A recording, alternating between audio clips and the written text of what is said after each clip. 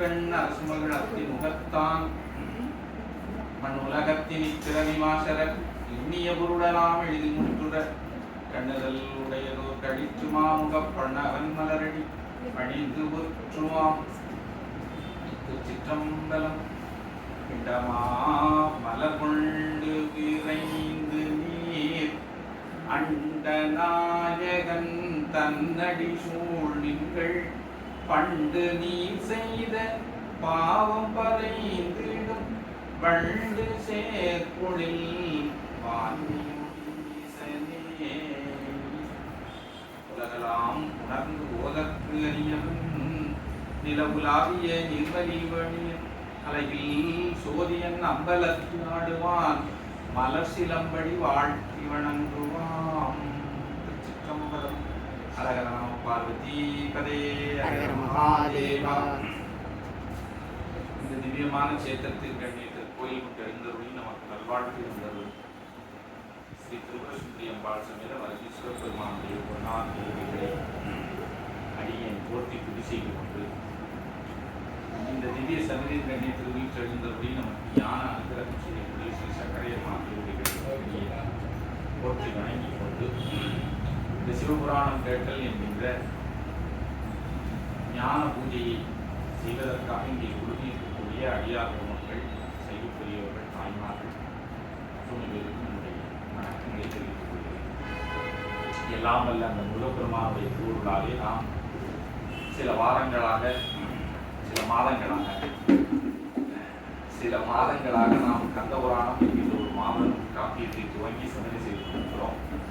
அந்த காப்பியத்திலே உற்பத்தி காண்டம் என்கின்ற முதற் காண்டத்திலே காமதகன படலம் என்கின்ற படலத்தை நாம் தற்பொழுது சிந்தனை செய்து கொண்டிருக்கிறோம்.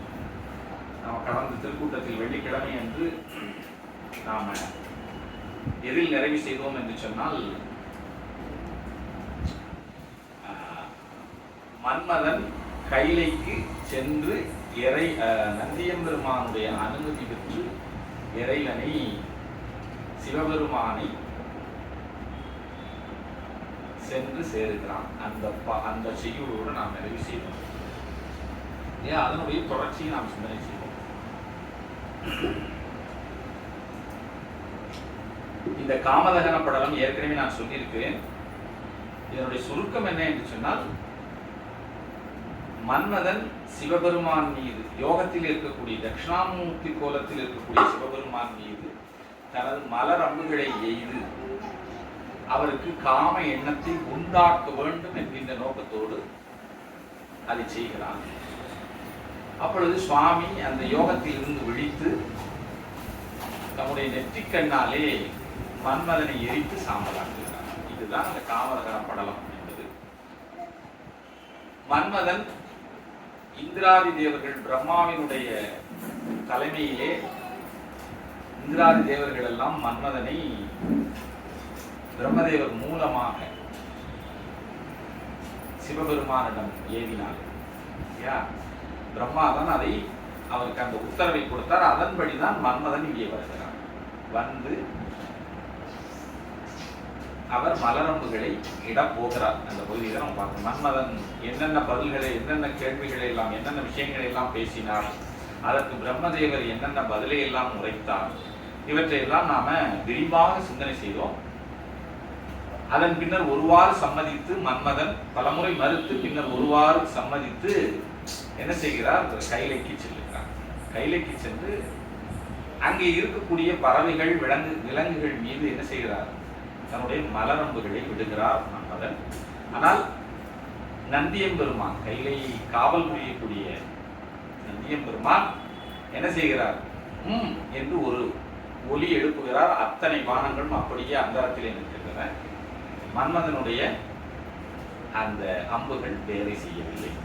அதன் பின்னர் மிக விரைந்து சென்று மன்மதன் நந்தியம்பெருமானுடைய திருவடிகளிலே விழுந்து வணங்கி நடந்த விஷயங்களை எல்லாம் சொல்லி, தான் இன்ன காரணத்திற்காக வந்திருக்கிறேன், இன்னாருடைய ஏவலினாலே வந்திருக்கிறேன் என்ற விஷயத்தெல்லாம் சொன்ன பின்னர் நந்தியம்பெருமான் ஏற்கனவே சிவபெருமான் இந்த யோகத்திற்கு செல்வதற்கு முன்னாலேயே நந்தியம்பெருமானை அழைத்து புங்கனை கிழவன் நன்றி புங்கவர் யார் வந்தாலும் இங்குற தகுதி இல்லை என்று சொல்லி உத்தரவிட்டிருக்கிறார். என்ன சொல்லியிருக்கிறார்னா, மன்மதன் வந்தால் மட்டும் உள்ளே வர அனுமதி, வேற எந்த தேவர்கள் வந்தாலும் உள்ளே வருவதற்கு அனுமதி கொடுக்க வேண்டாம்னு சொல்லிட்டு தான் சுவாமி அங்கே தட்சிணாமூர்த்தி கோலத்திலே அமர்ந்திருக்கிறார்.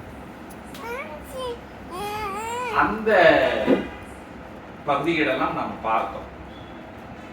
அதன் பின்னர் நந்தி தேவர் என்ன செய்கிறார், அந்த உத்தரவுப்படி மன்மதனை மேற்கு வாயில் வழியாக நீ இறைவனை சென்று தரிசிப்பாயாக என்று சொல்லி அந்த வாயிலையும் காட்டி விடுகிறார். அதன் பின்னர் மன்மதன் அங்கே உள்ளே செல்லுகிறார். இதுதான் நாம் இப்ப பார்க்க போறோம். மேற்கு வாயிலில் செல்வாய் அப்படின்னு சொல்லி நம்ம நந்திய பெருமான் அந்த வாயிலை காட்டுகிறார். என்றலும் கரங்குவித்து இறைஞ்சி மாறன் நேர்புரி நந்திலங்கு வேத்திரக்கை நந்தி தேவர் விடைதரச் சென்று மேலை வாயில் சார்ந்து தேவதேவன் நிற்று அழல் குன்றமன்ன மோனமோடு இருந்த எல்லை குறுகினான்.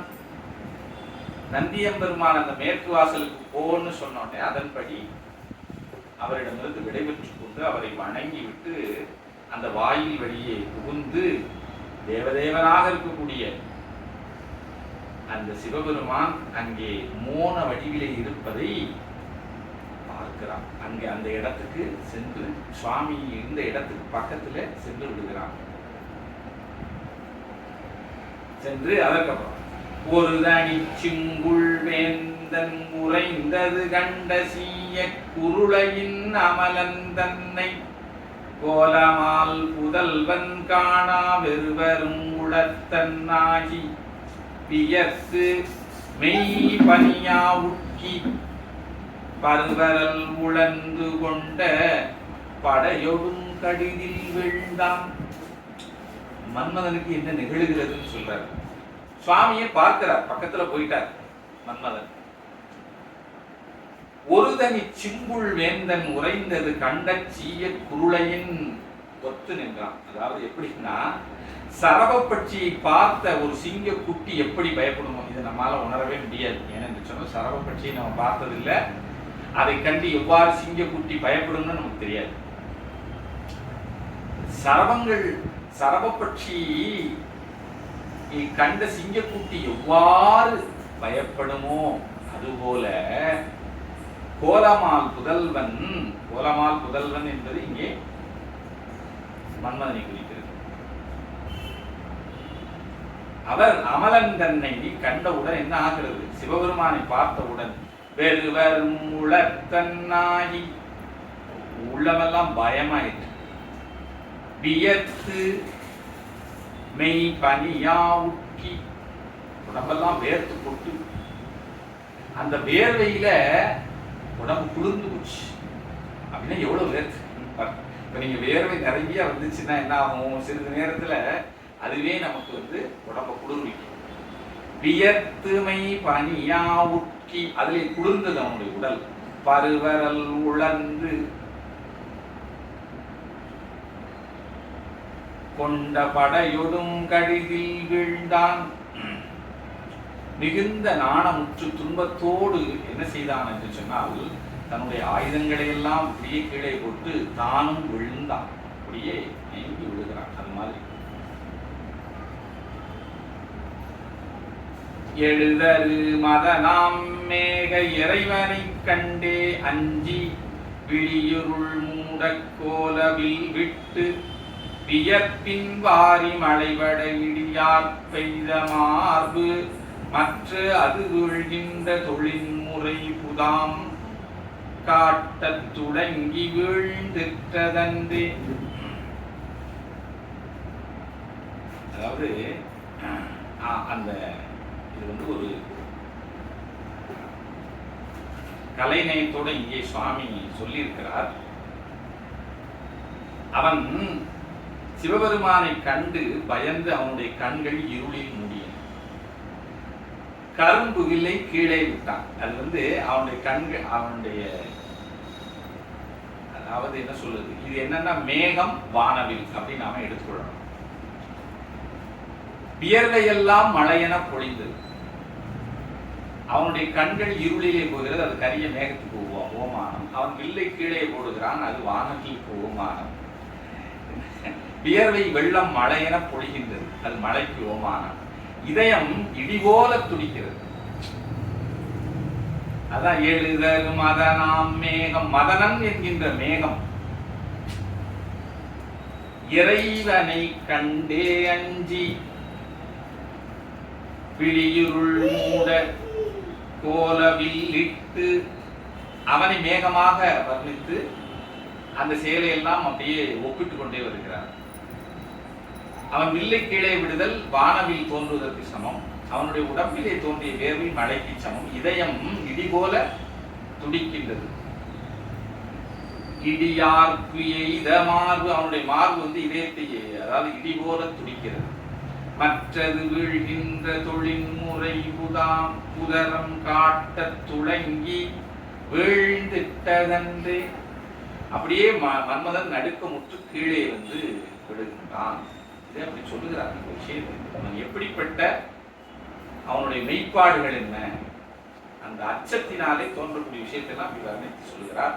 அஞ்சி வீழ்குற்றமாறன் அறிவிலாது அவசமாக துஞ்சினை ஒல்லோ என்னா துயர் உழந்து எடுத்து தேவ கஞ்சனே கரத்தில் தாங்கி கடிவகை உய்த்து தெற்ற நெஞ்சமே உணர்ச்சி கூட இணையவை நினைந்து நைவான்.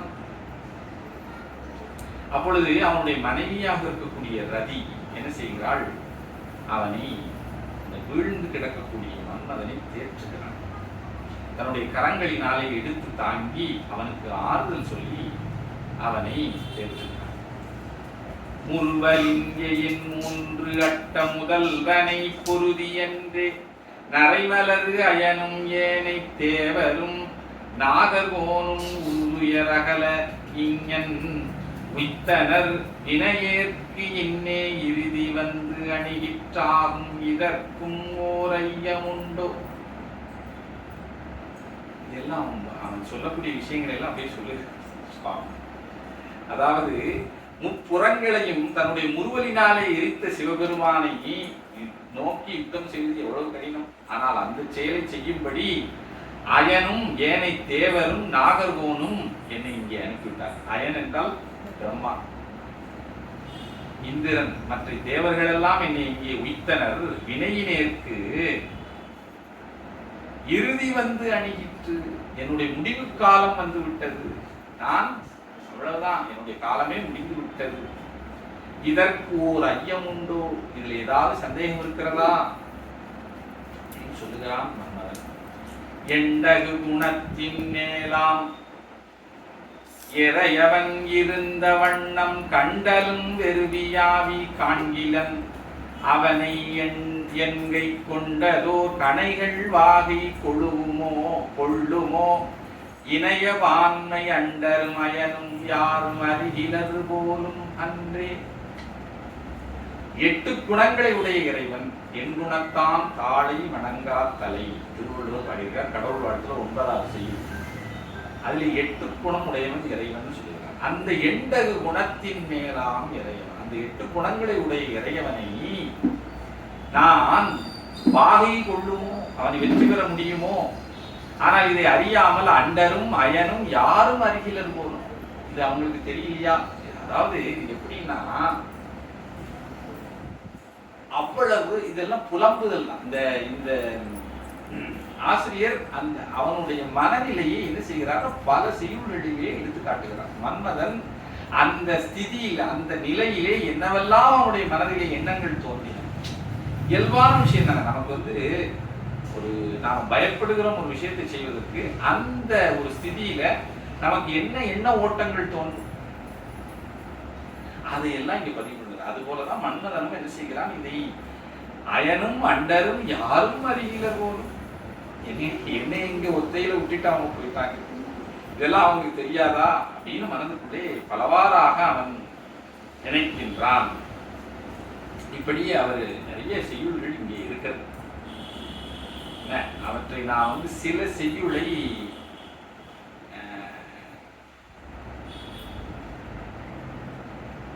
பார்க்கலாம். தாக்கினால் வெளிபெற்றுள்ள மருந்தின் முன் தனித்த தீபம் போக்கினால் நிற்பதுன்றோ அணையது போல தேவர் வாக்கினால் மனத்தால் எட்டா வள்ளல் முன் உயிர்த்தார் அண்ணான் நோக்கினார் இனிச்சில் போதின் நுண்கொடியாவன் போலாம். பலவாறாக சொல்லுகிறான். நான் கொஞ்சம் விவரிக்காம நான் உங்களுக்கு போகிறேன்.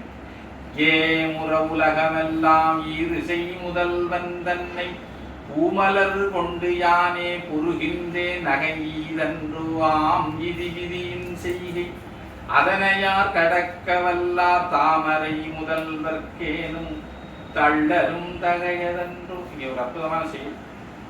அதாவது ஏமுற உலகமெல்லாம் ஈறுசை முதல்வன், இந்த உலகத்தை எல்லாம் ஒரு சன பொழுதிலே இல்லாமல் செய்து விடக்கூடிய ஆற்றல் உடைய இறைவன் தன்னை பூமலர் கொண்டு யானே பொருகின்றேன். ஒரு சிறிய பூ பிள்ளை கையிலே வைத்துக் கொண்டது என்னால் இவரோடு யுத்தம் செய்ய முடியுமா? இதுக்கு மேலே ஒரு நகைச்சுவையான ஒரு விஷயம் இருக்கா? நகை ஈது அன்றோ, இதற்கு மேலே ஒரு நகைச்சுவையான விஷயம் ஏதாவது இருக்குமா? ஆம், இது விதியின் செய்கை, இது விதியின் செய்கை.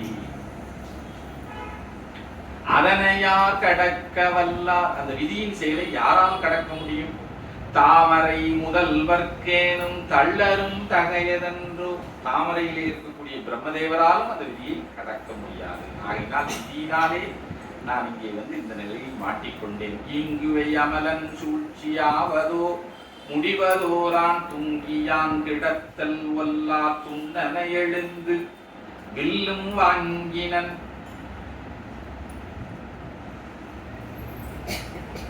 சரமும் கூட்டி வல்லவாரிழைப்பன் ஐயன் பாங்குர நின்று மேலே பட்டவா படுக என்றான். அதாவது இதுதான் விதின்னு தெரிந்து விட்டது. இதற்கு மேல நாம என்ன நடந்தாலும் பரவாயில்ல, ஒரு கை பாத்திர வேண்டியதான் என்கின்ற ஒரு எண்ணம் அவனிடம் வருகிறது. ஆகையினால் நாம் தூங்கியவன் கிடத்தல் ஒல்லா துண்ணனை எழுந்து, உடனே அந்த கீழே விழுந்திருந்தவன் வேகமாக எழுந்து பாங்கினன் சரமும் பூட்டி வல்லவாறு இழைப்பனையன் பாங்குரனே நின்று மேலே பட்டவா படுகையன். இப்பொழுதே என் வில்லை வளைத்து நான் அம்பு விடப் போகிறேன், அவர் மீது எப்படி படுகிறதோ படட்டும் அப்படின்னு சொல்லி என்ன செய்கிறான்? என பலவும் முன்னி எழுந்து மாமதவேள் இட்ட தனுவினை எடுத்து வாங்கி தன்மலர் விசிகம் பூட்டி மனைவிதன் அகலாள் செல்ல மதிக்குறை தவழ்ந்து சென்னி புனிதனது ஒரு சார் போகி ஒரு வகை முயன்று நின்றான். தன்னுடைய அருமையான அந்த வில்லையும் அம்புகளையும் எடுத்துக்கொண்டு என்ன செய்கிறான்? தன் மனைவி ரதியோடையே அங்கே இருந்து கொண்டு சுவாமியை நோக்கி சென்று போர் புரிவதற்குரிய முயற்சியிலே இறங்குகிறான். இப்பொழுது நடக்க போகிறது பாருங்க. மாறவேழ்ந்து நிற்ப, இப்படி மன்மதன் போருக்கு தயாராகி நிற்கின்றான். மனோவதி நகரின் மேய ஆரண முதல்வன், மனோவதி நகரத்தில் இருக்கக்கூடிய வேதங்களுக்கெல்லாம் முதல்வனாக இருக்கக்கூடிய பிரம்மதேவர் தன்னை அமரர்கோன் தொழுது இந்திரன் வணங்கி நோக்கிக்கார் உரள் கண்டன் தன்பால் காமனை விடுத்தி அண்ணான் போர் இயல் உணவான் அங்கன் போதல் வேண்டும். நம்ம சிவபெருமானிடம் யுத்தம் செய்ய வேண்டும்னு சொல்லி மன்மதனை அனுப்பிவிட்டோம். அவன் எவ்வாறு யுத்தம் செய்கிறான்ங்கிற அழகை பார்க்க வேண்டும் அப்படின்னு சொல்லி இந்திரன் என்ன செய்கிறான்? பிரம்மாவிடம் போய் சொல்லுகிறான். அதனால அங்கு போதரல் வேண்டும், அங்கே நாம் செல்ல வேண்டும் என்று கேட்கிறான். சதமகன் இணைய கூற, இவ்வாறு இந்திரன் கூற தன்மலர் கடவுள், தன்மலர் கடவுள் என்பது பிரம்மதேவர் நேரா கருமனை எழுந்து, ரொம்ப வேகமா எழுந்து வானோர் கணத்துடன் தேவர்களோடு அணையன் போற்ற பொதிதர் கையிலை அந்தன் பொறுப்பின் மேல் உருசா போகி மதனியல் தெரிந்து முக்கண் வள்ளலை வழுத்தி நின்றார். இவர்களோடு நேர கையிலுக்கு போயிட்டார். அங்கே போய் ஆனா அவருக்கு அங்க அனுமதி கிடையாது. ஏன்னா நந்திதேவர் அது ரொம்ப தெளிவாக இருக்கிறார். மன்மதனை மட்டும்தான் உள்ள அனுப்பிச்சிருக்கிறார். இவர் வெளியில நிற்கிறார். நின்று முக்கண் வள்ளலை வழுத்தி நின்றார். சிவபெருமானை போற்றி துதி செய்து கொண்டு ஒரு பக்கம் இருக்கிறார். இப்போ இங்க பாருங்க, இப்பொழுதுதான் நாம் எதிர்பார்க்கக்கூடிய காட்சி நடக்கும். என்ன? மன்மதன் மலரம்புகளை விடுகின்றான். இந்த செய்யுள்ள சொல்லுகிறார். எரிதர் கணிச்சி செங்கை ஈசன் மேல் இலக்க நாடும் குறியினர் போல நின்ற கொடுந்தொழில் மாறன் துஞ்சு நெறியினர்க்கு அச்சம் உண்டோ நினைத்தது முடிப்பன் என்னா நறுமலர் வாழியைந்து நாதன் மேல் செல்ல விட்டான். அதுல அதாவது இதுல ஒரு விஷயத்தை சொல்லுகிறார். துஞ்சு நெறியினருக்கு அச்சம் உண்டோ, இறந்து போன்னு நல்லா தெரிஞ்சவங்களுக்கு பயமே இருக்காது. மாறன் மாறன் என்கின்ற சொல் யாருக்கு? இந்த இடத்துல மாறன்னா அது மன்மதன். இடையின ரகரம், வல்லின ரகரம் போட்டா மாறன் அப்படின்னா பாண்டியன் அர்த்தம். இடையின ரகரம் போட்டா அந்த இடத்துல மாறன் என்பது மன்மதனை குறிக்கக்கூடிய சொல். மாறன் துஞ்சு நெறியினருக்கு அச்சம் உண்டோ, இறந்து போவன் நல்லா தெரிஞ்சு போச்சு, எனக்கு இனிமே பயமே கிடையாது.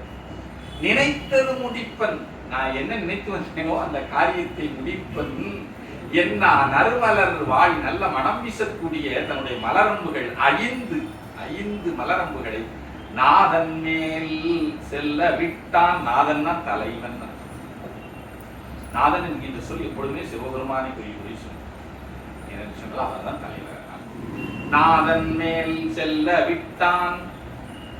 நாதன் மேல் செல்ல விட்டான். அடுத்த செய்தி பாருங்க.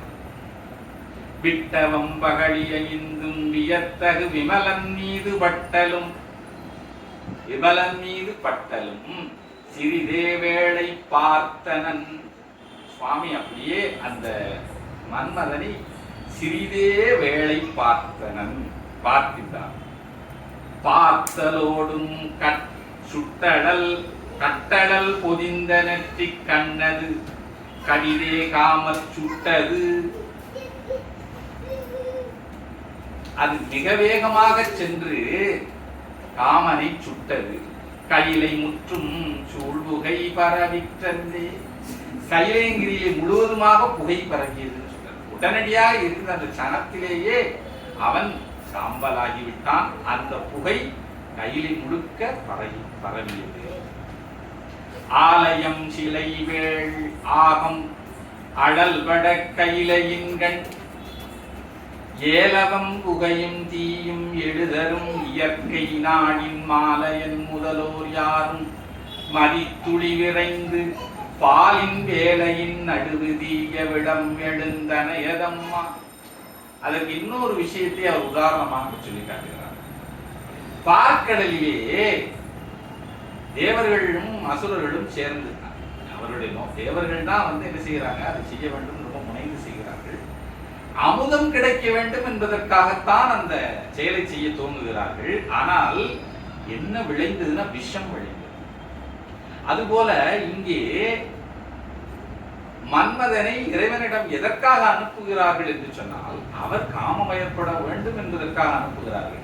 ஆனால் நடப்பது என்ன என்று சொன்னால் மன்மதன் சாம்பலாகிறான். அது போலத்தான் இந்த நிகழ்வு.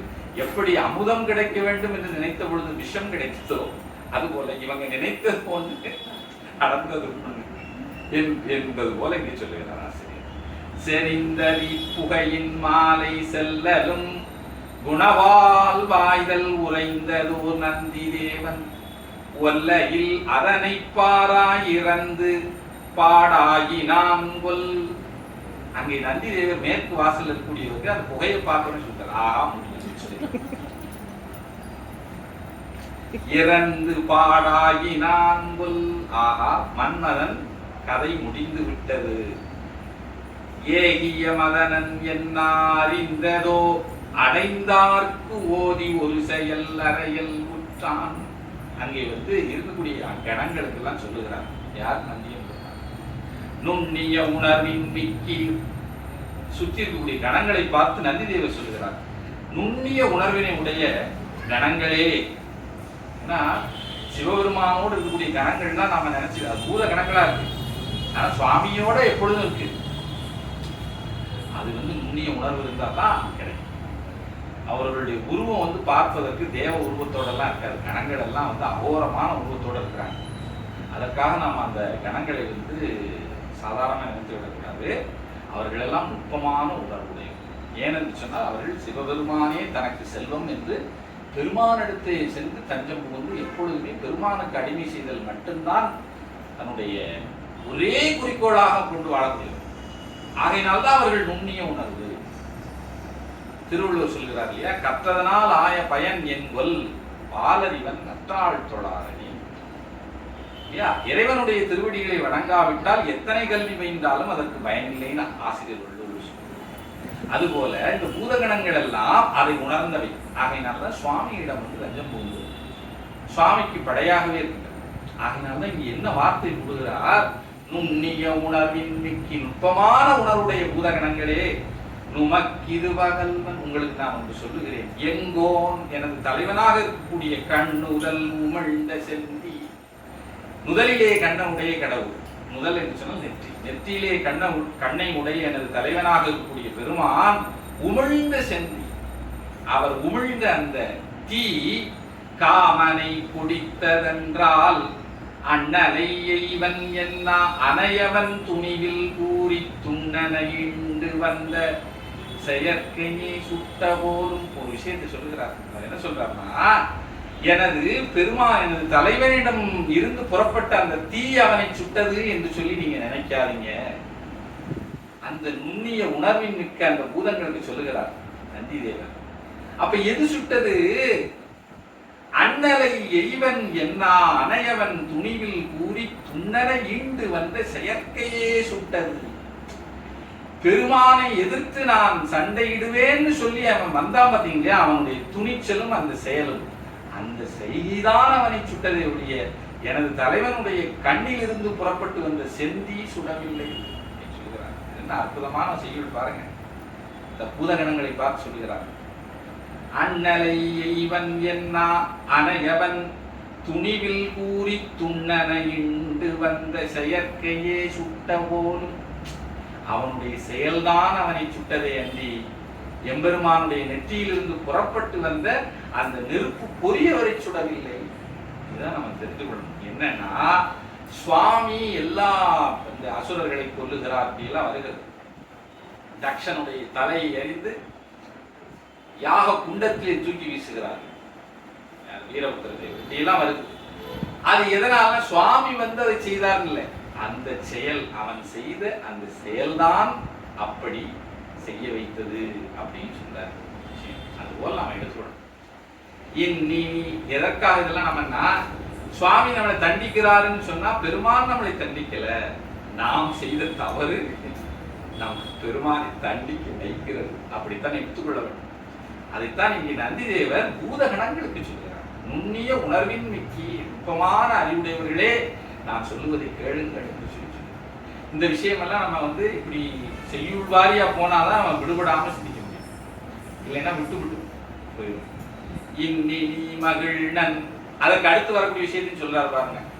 இன்னி நீ மகிழ்நன் துஞ்சும் இயற்கை இரதி நாடி வன்னிவை அலங்கள் போலாய் வயிறு அலைந்து இறங்கி எங்கோன் தன்னை வந்திறப்ப வேளை தருகுவன் காண்டீர் அந்த முன்னவன் அணுக்கட்காய முறை குறி அருளால் என்றான்.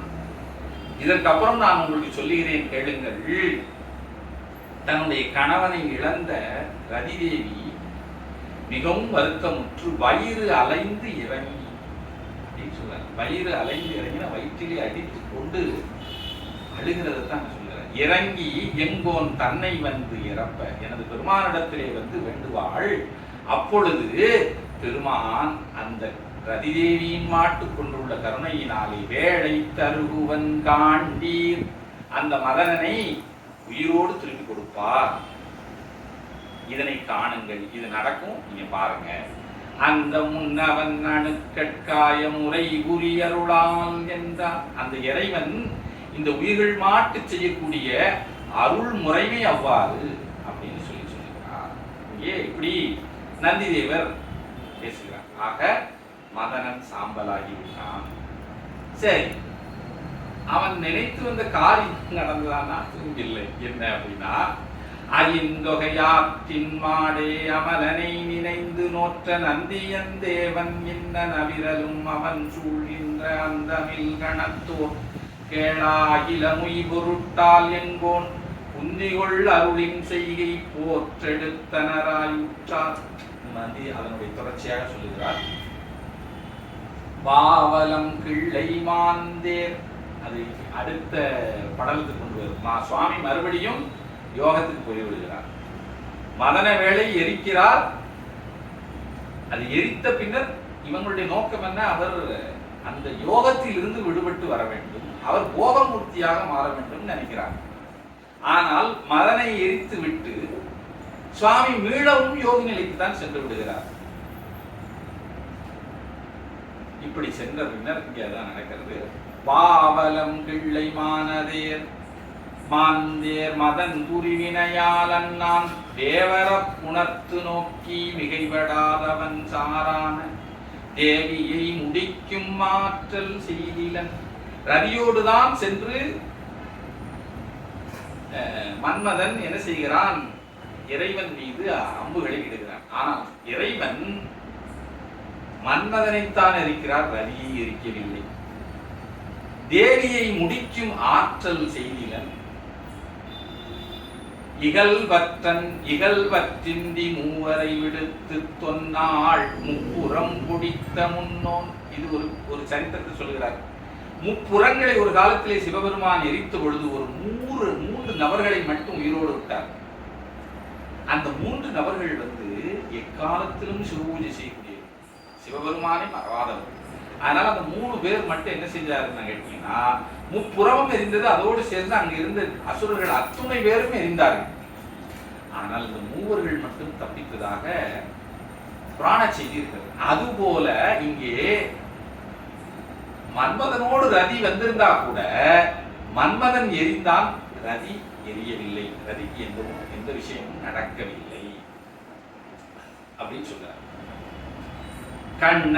கண்ணழல் சுடுதலோடும் காமவேள் யாக்கை முற்றும் சுண்ணமதாகி வீழ துஞ்சினன் போய பின்னை அண்ணலம் பகவன் தொல்லை அமைதியின் இருந்தான் எல்லாம் எண்ணி நின்று இயற்றும் எங்கோர்க்கு என ஏதோ அரிதுமாதோ.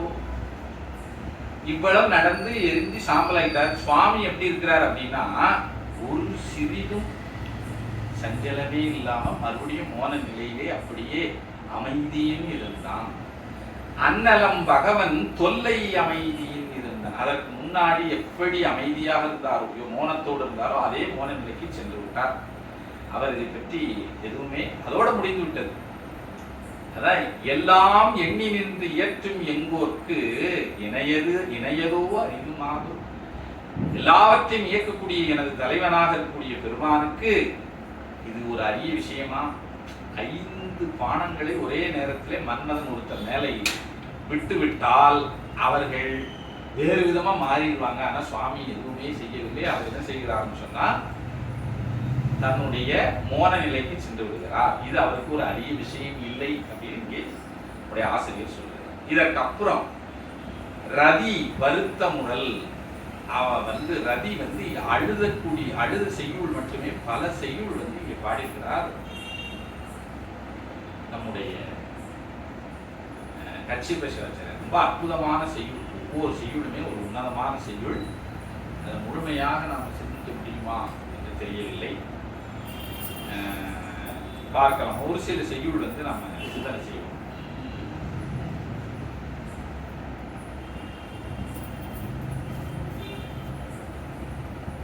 இப்பொழுது ரதிதேவி பாடுரு கணவன் செய்கை பார்த்தலும், அவ கண்ணு முன்னாடிதான் அந்த சம்பவம் நடக்குது.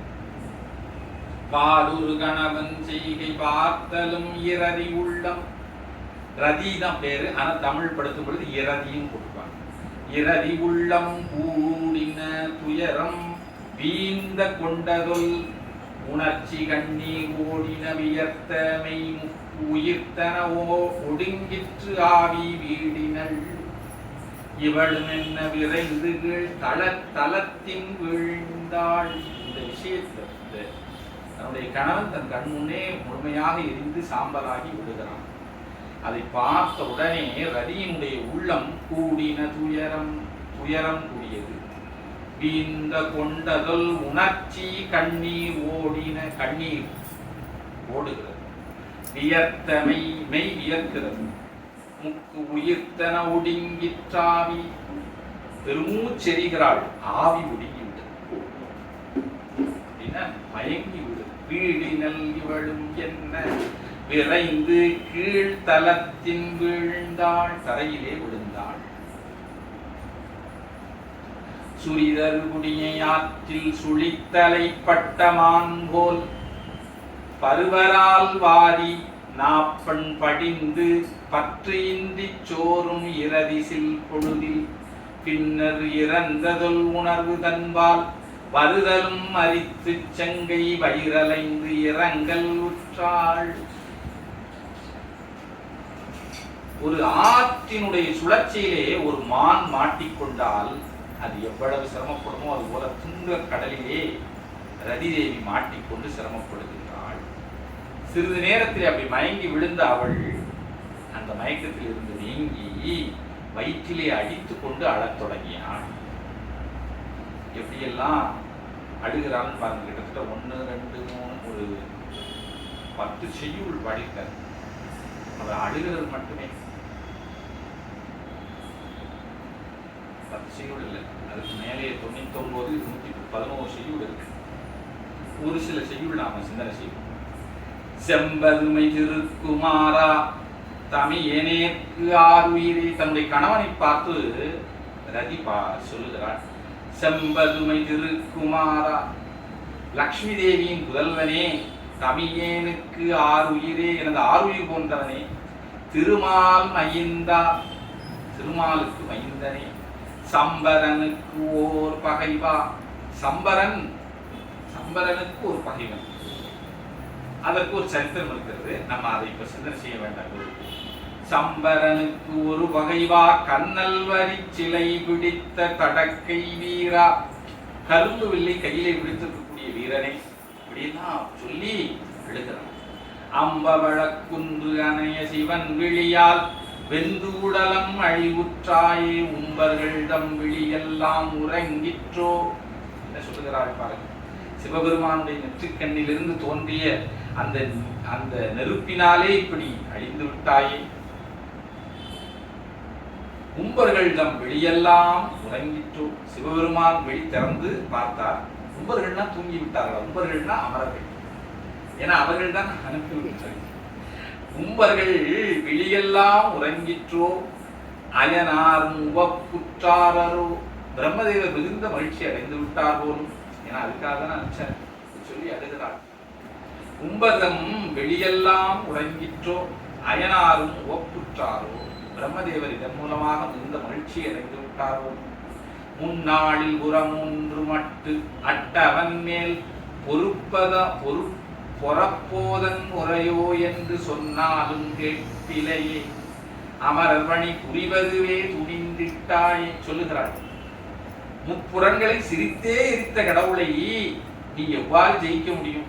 நீ இந்த போருக்கு செல்ல வேண்டாம்னு சொன்னனே, அதை நீ கேட்கவில்லையே. அமரர் பணி புரிவதுவே துணிவு. தேவர்கள் எல்லாம் எனக்கு பிரம்மதேவர் கட்டளையிட்டு இருக்கிறார், நான் அதை செய்ய வேண்டும், அது என்னுடைய கடமைன்னு சொல்லி வந்தாயே.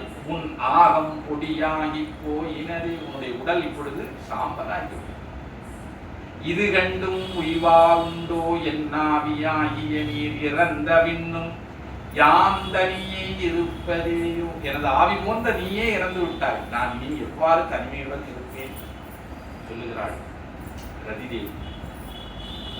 மாறாக பரமன் விழியின் ஆற்றல் இலதாக மற்றுண்மையும் நீராக விண்டெல்லாம் நெருப்பாக கவலை விண்ணோர் நெஞ்சத்தாக ஆறா பெருந்துயரம் எனக்காக.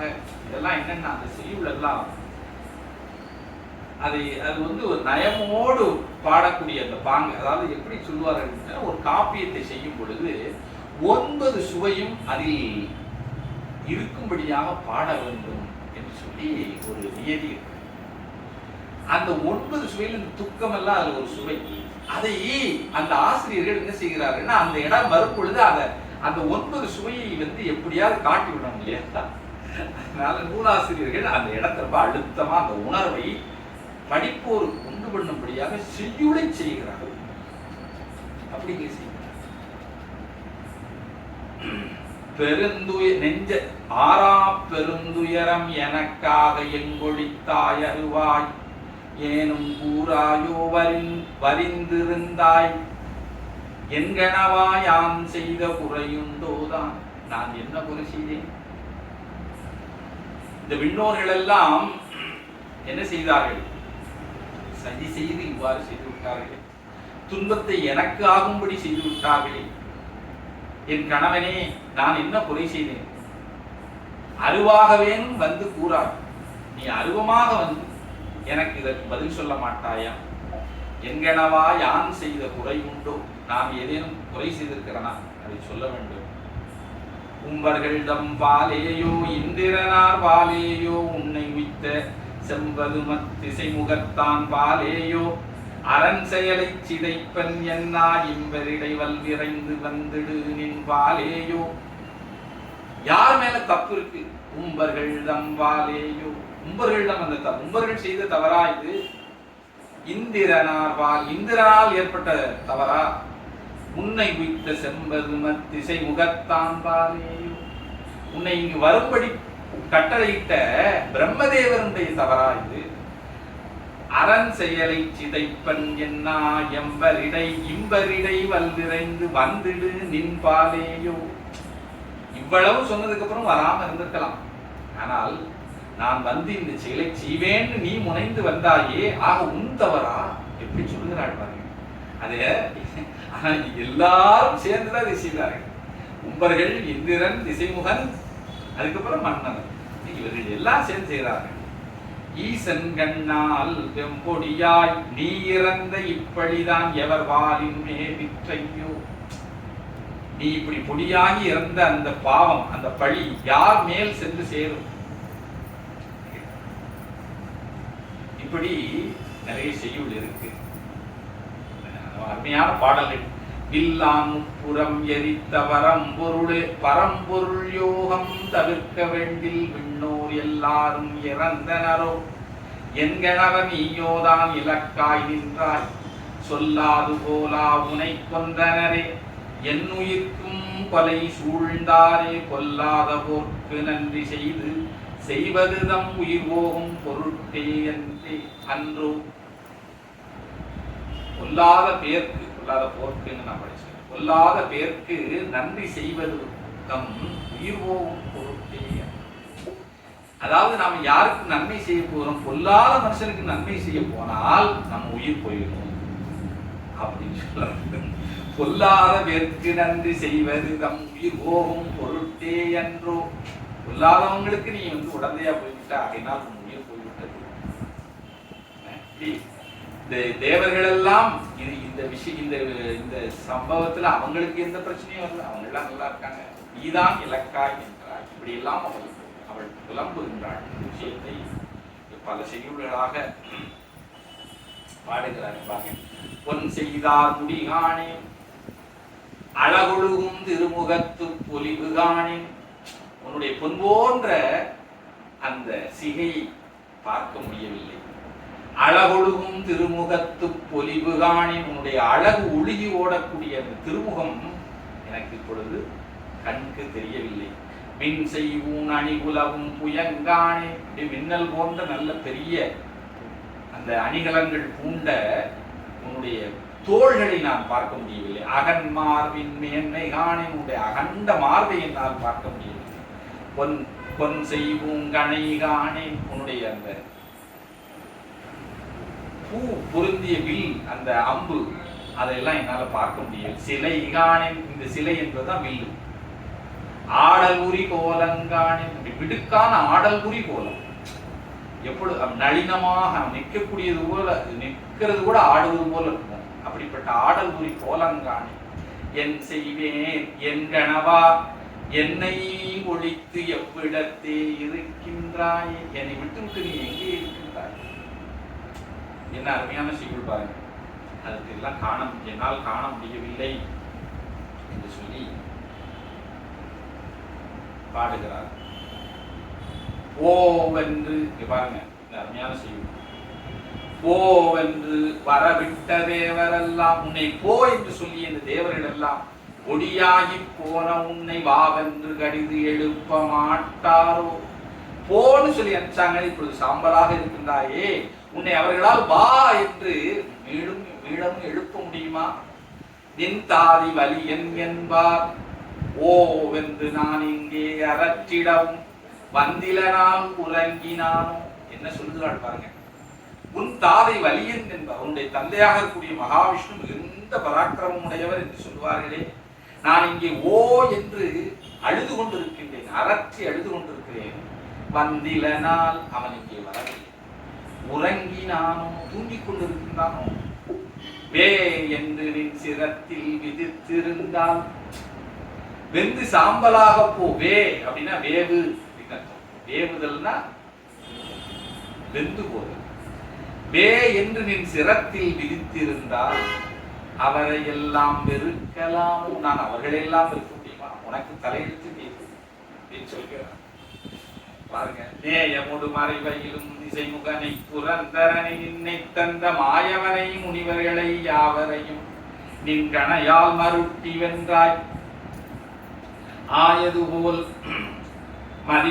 மதிமுடித்த பரமனையும் நினைந்து இவ்வாறு அழிவுற்றாயே. நீ அடலின் விளக்கத்தில் படுகின்ற பதங்கத்தின் செயல் இதன்றோ. அதாவது நல்ல செய்யுள். நேயமுடு மறைவையிலும் திசைமுகனை புரந்தரனை நின்னை தந்த மாயவனை முனிவர்களை யாவரையும், அதாவது பிரம்மதேவர், இந்திரன், திருமால், முனிவர்கள், இவர்கள் தவிர்த்திருக்கக்கூடிய யாவரையும் நின் கணையால் மறுத்தி உன்னுடைய மலர் அம்புகளால் இவர்களெல்லாம் நீ மயக்கம் செய்து நின்றிருக்கிறாய். அதுபோல நினைத்துக் கொண்டு மதிமுடித்த பரமனையும் நினைந்து இவ்வாறு அழிவுற்றாய். கடைசியிலே இறந்து விட்டாயே. நீ அழலின் விளக்கத்தில் படுகின்ற பதங்கத்தின் செயலிதன்றோ. விளக்கில் விழுந்து இறந்து போகின்ற விட்டில் பூச்சி போல நீ ஆகிவிட்டாய் என்று பாடு.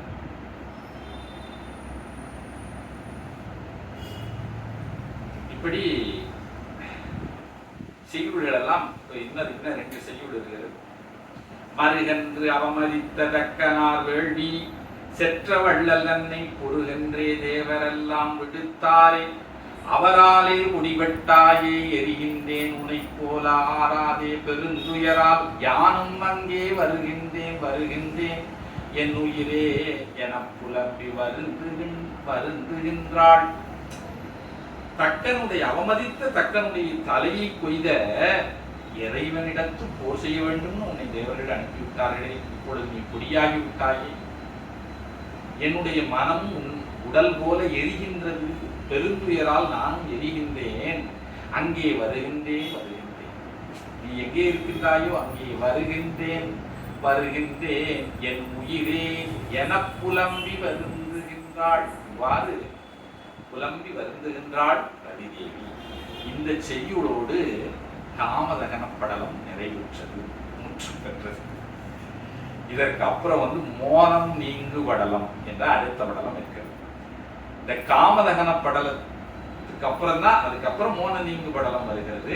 இதுலையும் இந்த ஒரு படலத்திலே இது ரொம்ப சிறிய அளவில் தான், இது 35 செய்யுளோ 36 செய்யுளோ தான் இருக்கிறது. இவ்வளவு நிகழ்ச்சிகள் நடந்த பின்னர் என்ன நடக்கிறது என்பதுதான் அந்த மோனம் நீங்கு படலம். சுவாமி இவர் எப்படி மோனத்தில் இருந்து வெளிப்பட்டு வருகிறார். ஏன்னா மோனம் நீங்க வேண்டும். மோனம்னா மௌனம். அவருடைய யோக அந்த நிலையிலிருந்து அவர் நீங்கி வெளிவர வேண்டும் என்பதற்காகத்தான் மன்மதனை இவர்கள் ஏவினார்கள். மன்மதன் கொடியாகிவிட்டான். ரதி வருத்தம் கொள்கிறாள். இந்த நிலையிலே சுவாமியினுடைய மௌனம் எவ்வாறு நீங்குகிறது? அவர் எப்படி யோகத்தில் இருந்து மீளவும் விடுபட்டு வந்து பார்வதி தேவி இமயமலை சாரலிலே தவம் செய்து கொண்டிருக்கக்கூடிய அன்னை பார்வதியை எவ்வாறு மனம் செய்ய போகிறார்? இதெல்லாம் அடுத்து வரக்கூடிய பகுதி. அந்த மோனம் நீங்கு படலத்தை நாம் அடுத்த திருக்கூட்டத்திலே சிந்திப்போம் என்று கூறிக்கொண்டு, இதுகாலம் பொறுமையாக கேட்டுக்கொண்டிருந்த பெரியோர்கள், தாய்மார்கள் அத்துணை பேருடைய பணிவு கலந்த நன்றியை தெரிவித்துக் கொண்டு எனது உரையினை நிறைவு செய்கிறேன். ரொம்ப அருமையான பகுதிகள். இது அதிகமான செய்யுளை நாம் சிந்தனை செய்தாலும் நிறைய நுட்பமான விஷயங்களும் அந்த செய்யுளிலே மலிந்து கிடக்கின்றன. அவற்றை எல்லாம் சிந்தனை செய்யக்கூடிய ஒரு வாய்ப்பு நமக்கு இதன் மூலமாக கிடைக்கிறது. நம்ம தொடர்ச்சியாக சிந்தனை செய்வோம். நான் இதை ஒரு முறை பார்த்தேன். அதாவது திருமண படலம் 10வது படலமாக வருகிறது இல்லையா? அது நம்ம பங்குனி உத்திரம் உள்ள நம்ம ஒரு டார்கெட் பண்ணோம். அதுக்கு முன்னாடியே அது அநேகமாக வந்துவிடும் என்றுதான் எனக்கு தோன்றுது. ஏன்னா மற்ற படலங்கள் எல்லாம் கொஞ்சம் சிறிதாகத்தான் இருக்கு. அதாவது இதற்கு பின்னால் இந்த மோனம் நீங்கு படலம், இது 4 படலம் முடித்து விட்டோம். மோனம் நீங்கு படலம், அதுக்கப்புறம் தவம் காண் படலம் என்று படலம் இருக்கிறது. அதாவது இங்கே சுவாமி மோனத்தில் இருந்து நீங்குகிறார். அதுக்கப்புறம் பார்வதி செய்யக்கூடிய தவத்தை காணுவதற்காக செல்கிறார். அது தவங்கான் படலம். அதற்கப்புறம் மனம் பேசு படலம். அது சப்த ரிஷிகள் இமயராஜனோடு மனம் பேசுகின்றார்கள். அது மனம் பேசு படலம். அப்புறம் வரை புனை படலம். அதாவது திருமண ஏற்பாடுகளை இமயராஜன் பர்வதராஜன் செய்கின்றார். அதை ஒரு படலமாகவே செய்திருக்கிறார். அதுக்கப்புறம் கணங்கள் செல் படலம். கணங்கள் எல்லாம் திருமணத்துக்கு புறப்பட்டு செல்லுகிறது. அதை ஒரு படலமாக பாடியிருக்கிறார். அதற்கப்புறம் திருக்கல்யாண படலம் இருக்கிறார். ஆக இந்த மற்ற படலங்கள் இருக்கு இல்லையா? மோனம் நீங்கு படலம், தவங்கான் படலம், மனம் பேசு படலம், வரைவனை படலம், கணங்கள் செல் படலம். இந்த 5 படலங்களுமே கொஞ்சம் சிறிய படலங்கள் தான். அதை நம்ம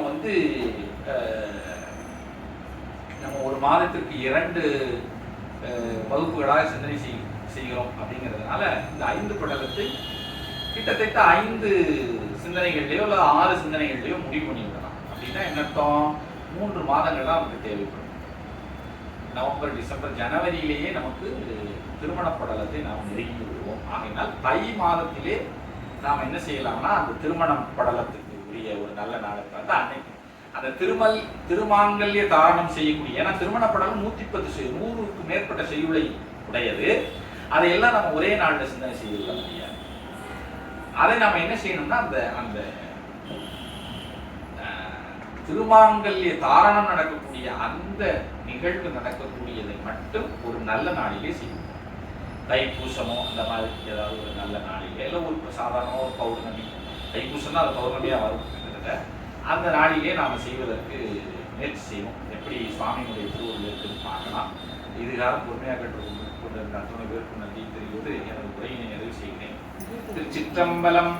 ஆறிரு அடர்ந்தோள் வாழ்க, முகம் வாழ்க, வெப்பை கூறு செய்தனி வேல் வாழ்க, குடம் வாழ்க, செவ்வேளேறிய மஞ்சி வாழ்க, யானைதர் அணங்கு வாழ்க, மானிடா வள்ளி வாழ்க, வாழ்க சீரடியாரெல்லாம் மழை வழங்குக, மன்னவன் ஓங்குக, பிழையில் கொள்வடனெல்லாம் பிறங்குக, தடைய இந்தெழுத்து ஓசை தரையெல்லாம் பழைய சைவம் பறக்கவே. திருச்சிற்றம்பலம். அரகர நம பார்வதி பதையே. அரகர மகாதேவா.